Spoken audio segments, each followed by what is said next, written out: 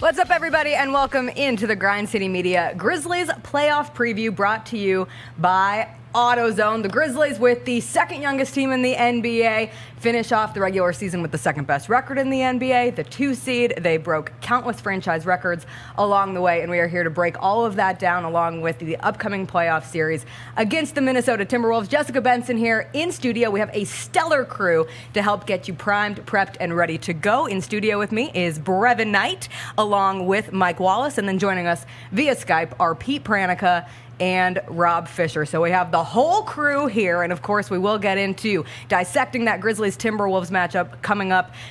Game 1 is 2:30 p.m. at FedEx Forum on Saturday. But first, let's reflect on what was an incredibly fun regular season for this Memphis Grizzlies team, a 56-win regular season. And Pete, I'll start with you. There was certainly the expectation that this Grizzlies group would take a step forward from last year, getting a win in the play-in tournament, making it to the first round. But just how much did this team end up exceeding those expectations by tying the franchise record with 56 regular season wins? Everybody was hoping for a step. What you got was a giant leap forward, because you saw John Morant, and reading some of the words that have been written in The Athletic, a lot of the writers are voting John Morant for most improved player in the NBA. You could make a case for Desmond Bane most improved player in the NBA. And we got pretty much a full season from Jaren Jackson Jr. And because of that, and because of the cohesion of this team, the way that Steven Adams fit in seamlessly with this team, and the way that Taylor Jenkins' culture has permeated this group, that's a big reason why this team has far exceeded. I think all of us, if you would have presented us, hey, you'll be a top 6 seed, everybody would have been, hey, great, we avoid the play-in tournament. No one would have anticipated the Grizzlies would win 56 and be the second seed in the West, second best record in the NBA. But I think the improvement of Ja and Desmond and the availability of Jaren, I think those are 3 of the biggest factors why this team made the leap forward that it did. And Mike, I'll ask you, where did you see the change in this season? When did your ceiling personally adjust in your expectations of what this group could do? You know, to me, it goes back to that trip that they played in Miami, where at that point in the season, you know, a month and a half into the schedule, this team was one of the worst defensive rated teams in the league. And I remember in Miami, Taylor Jenkins spoke to the media before and after that game about, you know, we have to take ownership. We have to realize that this is not our standard. And I think right around that time was the game that Zaire Williams injured his ankle. He went out. The injury bug started hitting the team. There was a couple of COVID issues at that point.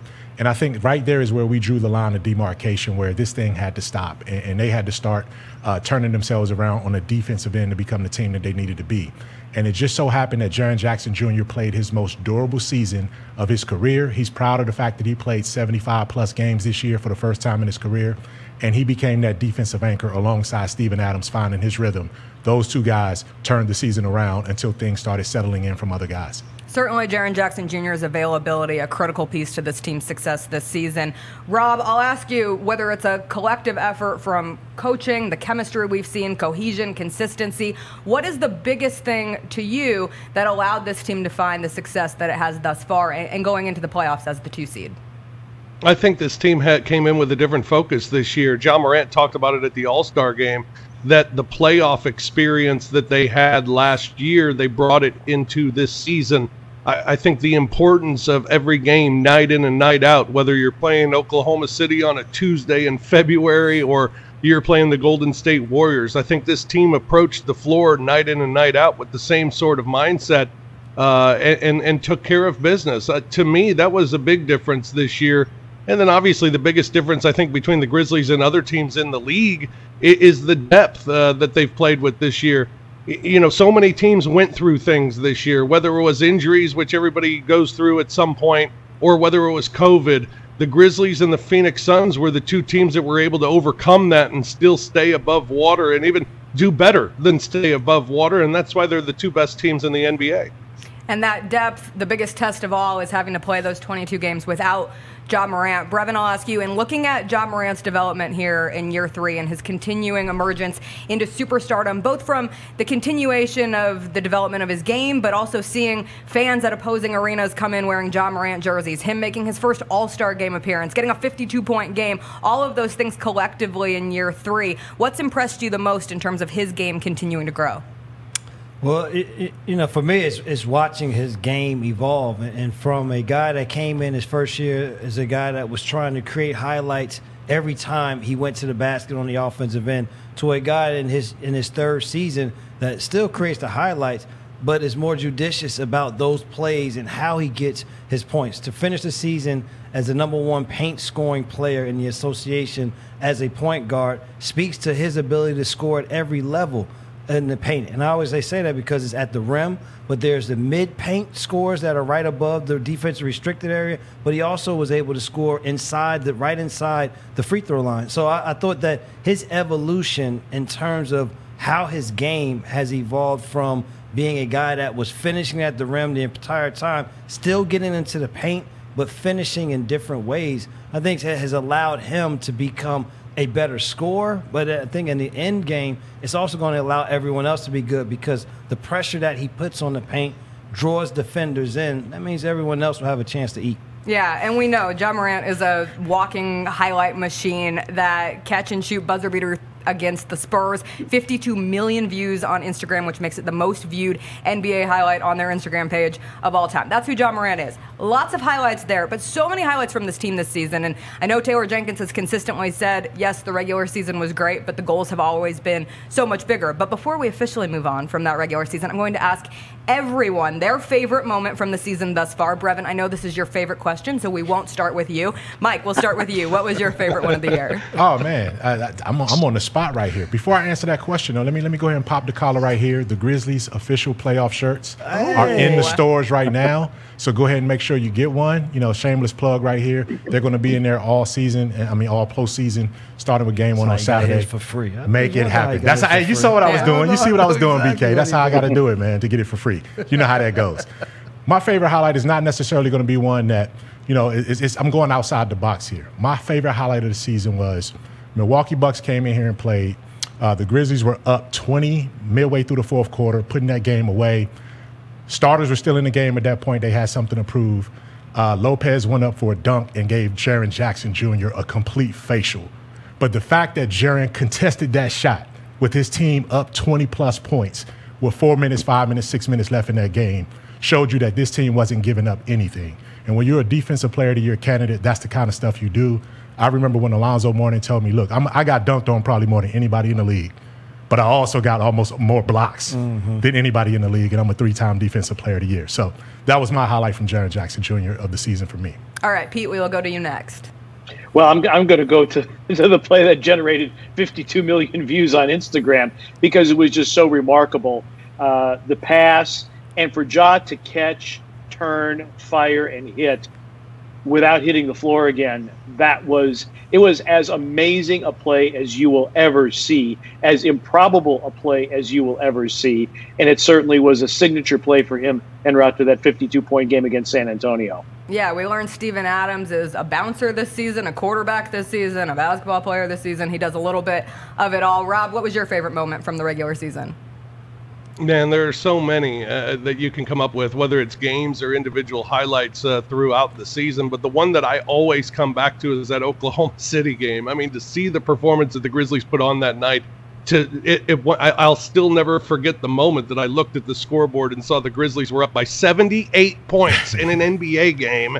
It is stunning to me. And to win in the fashion they did by 70, to have your bench come in and play as well as the starters were playing, and just to go from start to finish of that game, just destroying an opponent, shooting 60%, and it's something we will never see again. A team likely to never see again is a team just dismantle another one in the way that the Grizzlies did on Oklahoma City with that record-breaking win.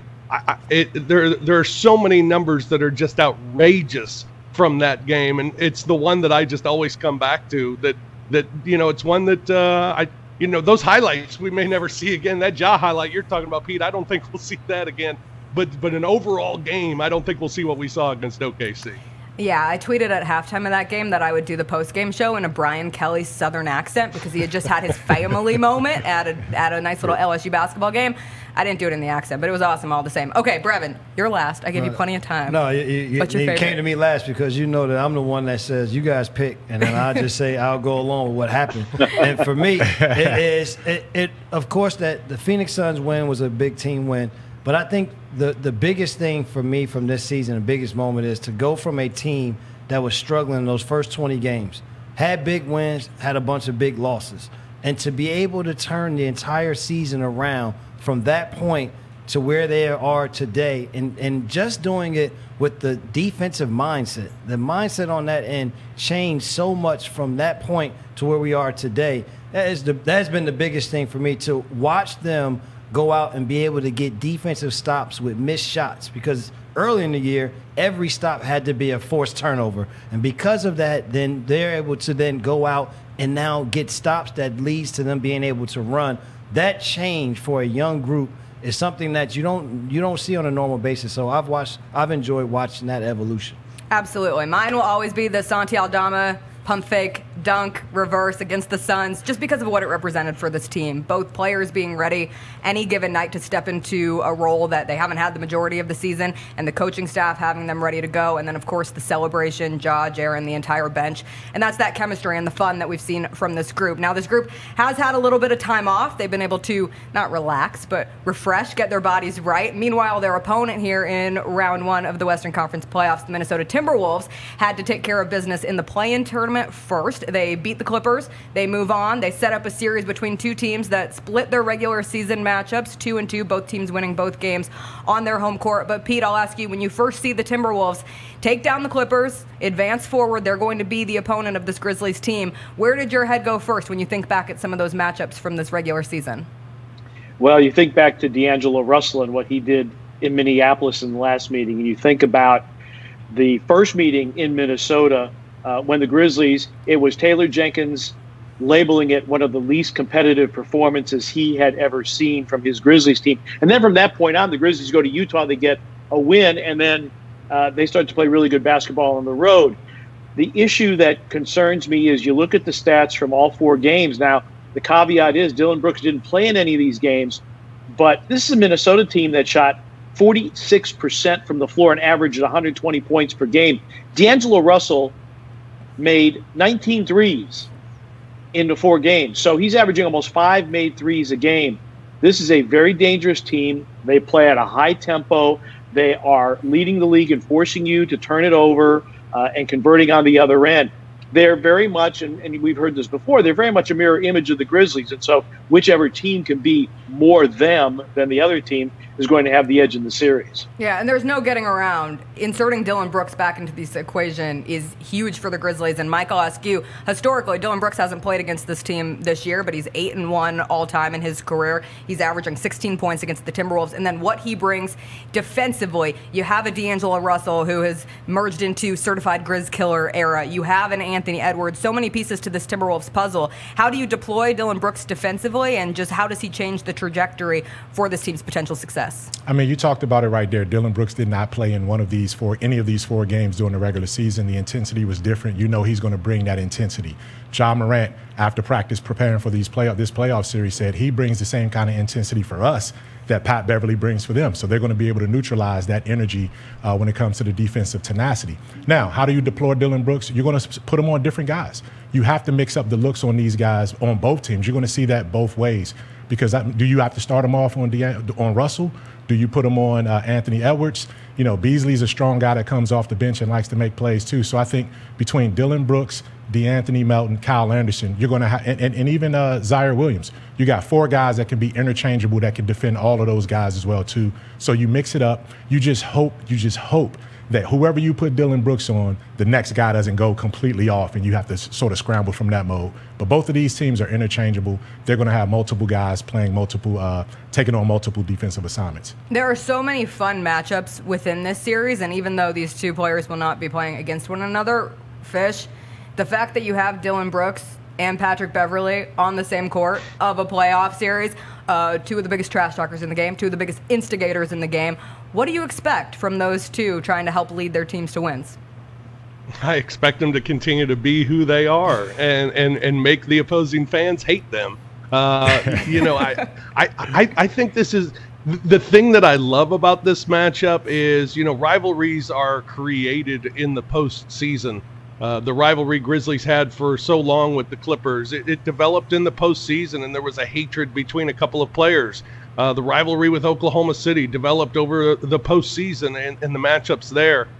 This team, these two teams, both being young, both having that guy that can run his mouth. The Grizzlies might have a few more that can run their mouth than the Timberwolves. I think this Timberwolves team is very hateable, and I like that. I like that this is going to be fun. It's going to be, I think, a good series, a competitive series. I think you're going to have a lot of trash talking between the two teams. And I think when we come out of it, Minnesota fans are going to hate the Grizzlies, and I think Grizzlies fans are going to hate the Timberwolves. And to me, that's exciting because we've been in need of a rivalry here lately. I'm ready to call another team them, and I think the Timberwolves have great possibility of being that team. And Grizzlies fans certainly hope that Patrick Beverley isn't drinking Bud Light in a post-game press conference anytime soon. That's They right. did celebrate. They celebrated grandly when they did beat the Clippers. But, Brevin, I wanted to ask you, when it comes to these two teams, and we noted there's so many similarities between similar player characteristics, similar pace, high-scoring teams, really fast. And we've talked about playoff basketball being different. You usually get more into your half-court sets, but it just feels like with the Grizzlies and the Timberwolves, it's still the antithesis to how they play. When you look at those similarities, how do you think that could help drive the style of games that we're going to see between these two teams? Well, I think you're going to see both teams try to play their style, but at some point in time, it's going to come down to which team is going to execute in the half court the best. Which team can force it to be half court from their opponent. If you allow the other team to continue to play to their strength, then now it makes the game that much harder. So both of these teams will try to continue to push the tempo, get as many easy shots as they can on the offensive end. Conversely, defensively, the other team will try to slow the game down for them, which means defensive transition, not letting the ball get outletted so far up the court that they have an advantage in transition, whether it be initial or secondary break. So I'm going to expect for it to be fast-paced still, high-octane, but it's going to come down to critical half-court possessions. Which team can execute what they want to get done? Which team on the other side defensively can take you from your initial set and force you to have to go to secondary options that they have? Mike, I want to ask you, when it comes to Ja Morant and Anthony Edwards, two of the most fun young guards. They're both in an Uber Eats commercial dunking chicken tenders, which we love to see. They both have their whole, Anthony Edwards says, when the lights come on, I show up. Ja Morant exits dark mode, a lot of dark light situations going on. And they just produce. They produce on the court for both of their teams. Yeah. Where do you see similarities between the two of them and differences that can help lead in various ways? Listening to those guys at practice prepare for this series, it dawned on me, these guys have been playing against one another since they were in AAU. These teams are similar ages. Some of their young stars grew up together throughout high school and even before high school. So, they attack the basket. There's a fearlessness. There's a I don't give a damn mentality for both of these teams. They're so young. They're so raw. They kind of bring that energy, and they all have that collective chip on their shoulders. So when you look at the energy and the effort and the attack ability in terms of what Ja Morant as well as Anthony Edwards brings to the game, I mean, these guys are going to be electric, and they're going to be so difficult to defend. But one thing I think is going to be key in this series, both of these teams are pretty young. They don't have a lot of playoff experience deep in the playoffs. Who's going to be the least combustible team mentally? Mental toughness and the ability to shake off all of that adversity and the noise and the outside noise and the antics of getting under one another's skin. Which one can avoid that and stick to their game plan? It's going to be a big-time mental toughness series right here. We'll see two of the best young guards in the league, two of the best young big men in the league. And, Pete, when it comes to Jaren Jackson Jr., we know how important he is for this Grizzlies team. But Karl Anthony Towns, you see him really struggle against the Clippers, one of his worst games of the season where he was held to 11 points, fouled out after 24 minutes. What did you see from that matchup that perhaps the Grizzlies can draw on in terms of trying to slow down Karl Anthony Towns in this series? Well, you have to bring an element of physicality to him at all times. I think the point that Michael made about combustibility, who's going to be more poised? Jaren Jackson Jr. and the Grizzlies have been playing meaningful basketball. I mean, they've been in the playoffs or the play in each of the last 2 years. I know Jaren missed it a couple of years ago, but this is a team that, even though they may not be heavy in playoff experience. They have played a lot more meaningful basketball games than Minnesota has. Jaren's got to pick his spots. Jaren has to remain poised. He can't take frustration fouls. He's too important to this basketball team, and his defense against Karl Anthony Towns is going to be huge. And I think it's a good matchup because Towns doesn't always want to play on the block. He'll play outside, and Jaren is perfectly happy to play outside or inside and do whatever you need to do. I keep saying both these teams, but there really are so many similarities between the two of them. And Brevin, another piece of that is the depth with both of these groups. And for Taylor Jenkins, depth is, you can never have too much of it, especially during a long 82-game season. But what kind of difficulties does Taylor Jenkins have when it comes to potentially having to tighten up the rotation a little bit as we go into the postseason? Well, I think you tighten up, but the good thing about the depth situation is that you can pick and choose what you need at what time. And with the one thing that he can know is that whoever he chooses will be ready to play when their name is called. And so I think that's the biggest thing for Coach Jenkins and his staff is to which button do we need to push. And it's nice to be able to, do we play small? Do we continue to play big? Whose turn is it in the rotation? So it'll be, I think the game will dictate a lot of who comes in, but it's nice to have a number of guys that they can choose from that can be influential in this game. And so when they do want to play small, if they want to go the route of what the Clippers were able to do against Karl Anthony Towns, then they have a small and Kyle Anderson to be able to do that. If they want to continue to play in their style, Brandon Clark with his abilities. So I just think it's nice to be able to mix up what those lineups can look like. It's always good to have options, and Brevin, something you said earlier on Rise and Grind today stuck with me in terms of how this team can really take it further, what the X factor is. It's not necessarily an X factor, but that three-point shooting. It is the cherry on top of a very nice ice cream sundae that the Grizzlies already have when it comes to second chance opportunities, steals, getting out in transition, all of the above there. And Fish, when it comes to the three-point shooting of this team, especially what we've seen from Desmond Bane all season long, the advancement of DeAnthony Melton in the last couple of games, how much do you think that can play a factor in the Grizzlies finding success against the Timberwolves? It can be huge. I mean, we've seen this team blow out teams throughout this year. I think it ended up being 8 teams that the Grizzlies had their largest margin of victory against them this season, which is a remarkable number. And a lot of that has to do with them being able to defend, getting out, running, finding open shots, finding open men. I think that's great. You know, one thing you look at what the Pelicans tried to do the other night was really put 2 guys on Ja Morant. Well, what happened? You go out and you score 55 and a quarter. You know, that's guys knocking down shots. That's guys executing. I mean, if the Grizzlies do what they do, I have no fear in the Grizzlies in this series. I don't. And the three-pointer thing, as you mentioned, it's a cherry on top for this team because when they get out and run and they can get open looks from 3, and when they are knocking them down, they're about as difficult to beat as anybody in the league. So yeah, that's a big part of it, and hopefully the Grizzlies will be able to do that, and that success knocking down threes will continue. And they don't have to knock down a lot. I mean, we've talked about that number all season long, 34%. That's it. You get to 34%, this team was dominant. I mean, I think 34-5 on the season, just at 34%. When they get to 40%, they only had 1 loss all season long. When they just get to double-digit threes, they win games. So it's not necessarily needing to do it. It's just when they've done it and when it's been a part of their game, they don't lose. So yeah, it would be a huge factor for the Grizzlies. Well, and they will have those home court baskets on their side. Game 1, Grizzlies-Timberwolves coming up Saturday, 2:30 tip at FedEx Forum. You can see all of the first-round action on Bally Sports Southeast, and you can also listen to it on 92.9 ESPN, the Grizzlies Radio Network. A big thank you for Brevin Knight, Mike Wallace and his free T-shirt that we all want, Pete Pranica and Rob Fischer joining us. We will see you all at FedEx Forum over the weekend. Have a good one.